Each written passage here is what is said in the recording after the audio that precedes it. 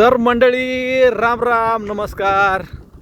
महात्मा गांधींचे मन आजही आठवते, शहरातून खेडेगावाकडे चला, पण खराब रस्ते आहेत किंवा राहतील असं म्हणले नव्हते किंवा वाचायला भेटलं नाही.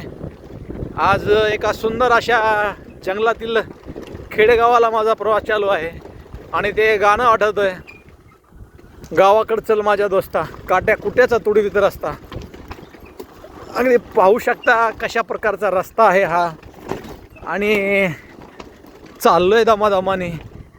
पेशंट दुखणं भाणं किंवा असंख्य जीवनात शेतकरी बांधवांच्या अडचणी असतात. त्या अडचणी जर अशा रस्त्यानं घेऊन जायच्या म्हटलं तर फार जीवन अवघड असतं.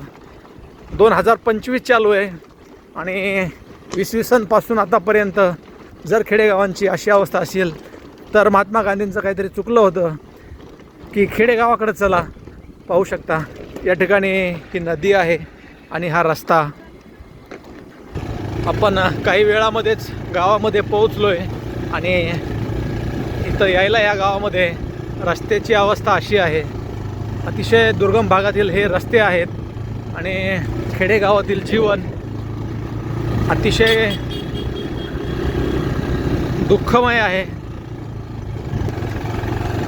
काट्या कुट्याचा तुडवीत रस्ता, माझ्या गावाकडे चल माझ्या दोस्ता. दादा नमस्ते. नमस्ते. शेतकऱ्यांची फारच अवस्था रस्त्यामुळे बिकट आहे. हो. किती वर्षापासून रस्ता असा आहे?